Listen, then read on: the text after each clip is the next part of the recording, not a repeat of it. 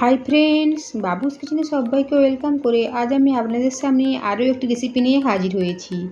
আজকের রেসিপি হলো ইনস্ট্যান্ট ধোসা। চাল ডাল ভেজানোর ঝামেলা ছাড়াই আটা দিয়ে মুচমুচে ধোসা বানিয়ে নিয়েছি। তা চলুন যাওয়া যাক রেসিপির দিকে, আর ভিডিওটি স্কিপ না করে লাস্ট পর্যন্ত দেখার জন্য অনুরোধ রইল। আটা ধোসা বানানোর জন্য এখানে একটা বড় মিক্সিং ব্লেন্ডার নিয়েছি। এর মধ্যে দেবো 1 কাপ পরিমাণে গমের আটা, দেবো 1/4 কাপ সুজি। ধোসা ক্রিস্পি বানানোর জন্য বা ক্রিস্পি হওয়ার জন্য এখানে আমি 1/4 কাপ সুজি দিয়েছি। সাথে দেবো 1 টেবিল স্পুন বেসন। সুন্দর একটা কালার নিয়ে আসার জন্য আর একটা ভালো ফ্লেভার নিয়ে আসার জন্য এখানে আমি বেসনের ব্যবহার করেছি। শুকনো উপকরণগুলো ভালো করে ব্লেন্ড করে নিয়েছি। এখন দেবো 1/2 কাপ পরিমাণে টক দই, দেবো 1 কাপ জল। এখন এই সমস্ত উপকরণ আবারও ভালো করে ব্লেন্ড করে নেব। দেখুন আরও কিছুটা জলের প্রয়োজন রয়েছে, তাই আবারও দেবো 1 কাপ পরিমাণে জল। আটার কোয়ালিটির উপরে ডিপেন্ড করে কতটা পরিমাণে জলের প্রয়োজন আছে পারফেক্টভাবে ধোসা ব্যাটার বানানোর জন্য। আমি এখানে 2 কাপ পরিমাণে জল দিয়েছি আর 1/2 কাপ দই দিয়েছি। আবারও একবার ব্লেন্ড করে নেব। দেখুন ব্যাটারটা অনেকখানি ঘন রয়েছে, তাই আবারও দেবো 1/2 কাপের একটু কম জল। 1/4 কাপ জল দিয়েছি। দেখুন ব্যাটার একেবারে পারফেক্টভাবে রেডি হয়ে গিয়েছে। ব্যাটারের কনসিস্টেন্সি ঠিক এভাবে রয়েছে। এখন একটা বড় পাত্রের মধ্যে ঢেলে নেব। দেখুন এখানে একটা বড় মিক্সিং বোলের মধ্যে ব্যাটারটা ঢেলে নিয়েছি। ব্যাটারের কনসিস্টেন্সি ঠিক এখন এভাবে রয়েছে।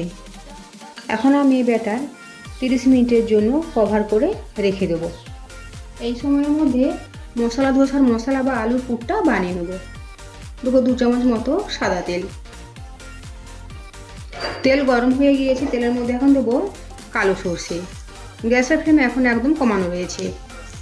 দেবো বিউলির ডাল, সাথে দেবো চানা ডাল। একটা শুকনো লঙ্কা এখানে ছিঁড়ে দিয়েছি। গ্যাসের ফ্লেম কমানো অবস্থাতে কিছুক্ষণ সময় নিয়ে ডালগুলো একটু নেড়েচেড়ে ভেজে নেব। দেখুন ডালগুলোর কালার চেঞ্জ হয়ে গিয়েছে, তার মানে ডালগুলো ভাজা হয়ে গিয়েছে। এখন দেবো কারি পাতা। এখানে আমি ফ্রেশ কারি পাতা এভাবে ছিঁড়ে দিয়েছি। কয়েক সেকেন্ড সময় নিয়ে একটু নেড়ে চেড়ে নেব। দেবো একটা বড় সাইজের কোচানো পেঁয়াজ। পেঁয়াজ এখানে খুব বেশি ভাজার প্রয়োজন নেই, হালকা করে পেঁয়াজটা ভেজে নেব। মাঝে দেবো অল্প পরিমাণে গ্রেট করে নিয়ে আদা। সব কিছু আবার নেড়ে চেড়ে মিশিয়ে নেব।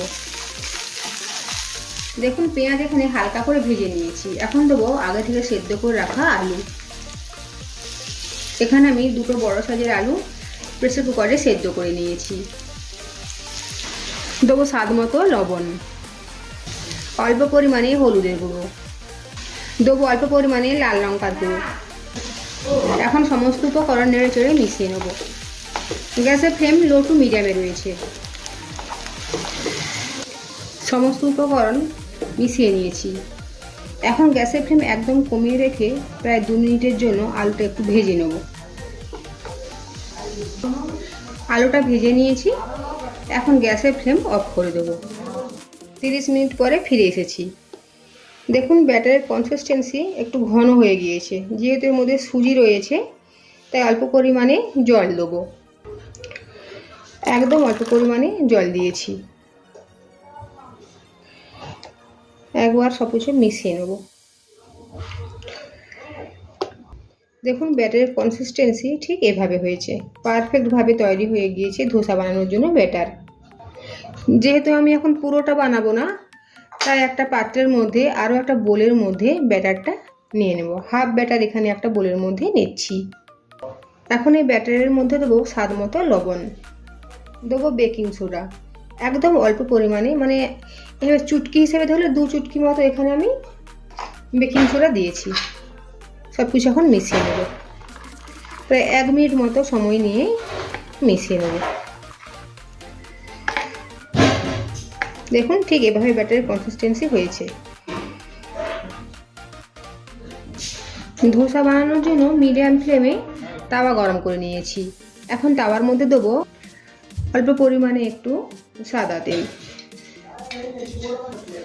একটা টিস্যু পেপার দিয়ে চারিপাশে এভাবে লাগিয়ে নেব। ভালোভাবে পুরোটাতে আমি তেলটা লাগিয়ে নিয়েছি টিস্যু পেপার দিয়ে।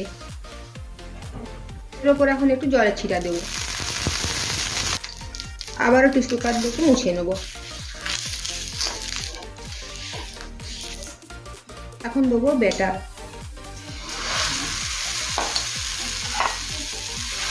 চারিপাশে স্প্রেড করে নেব। দেখুন কত সুন্দরভাবে পুরোটাতে স্প্রেড হয়ে গিয়েছে। গ্যাসের ফ্লেম এখন মিডিয়াম টু হাই রয়েছে। দেখুন ওপরটা শুকনো শুকনো হয়ে গিয়েছে। এখন দেবো অল্প পরিমাণে রিফাইন অয়েল। আপনারা রিফাইন অয়েলের পরিবর্তে বাটারও ব্যবহার করতে পারেন। চারিপাশে একটু লাগিয়ে নেব। গ্যাসের ফ্লেম কিন্তু একদমও বাড়ানো যাবে না, একদম কমিয়ে রেখে ধোসা বানানো যাবে না। গ্যাসের ফ্লেম মিডিয়াম টু হাই রেখে ধোসাগুলো বানিয়ে নিতে হবে। এখন দেবো আগে থেকে বানিয়ে রাখা আলুর পুর।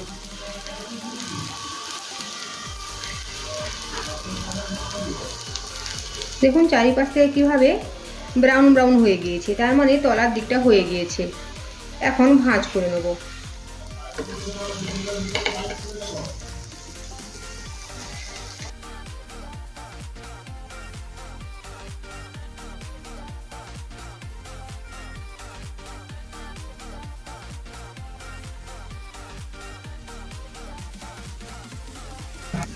এখন এটা তুলে নেব। আরও একটা বানিয়ে দেখিয়ে দেবো। আমি আর তেল দিলাম না, জলের ছিটা দিয়ে হিটটাকে একটু ব্যালেন্স করে দেবো। দেবো ব্যাটার।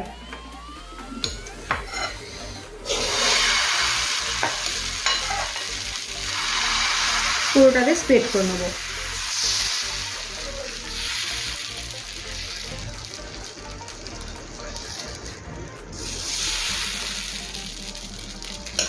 ওপরটা শুকনো শুকনো হয়ে গিয়েছে। এখন দেবো তেল।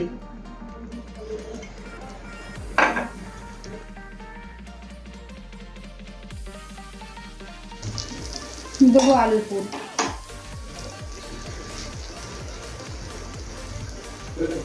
এই ধোসার মধ্যে আলুর পুরের ওপরে দেবো একটু কাঁচা পেঁয়াজ। এখন ভাঁজ করে নেব।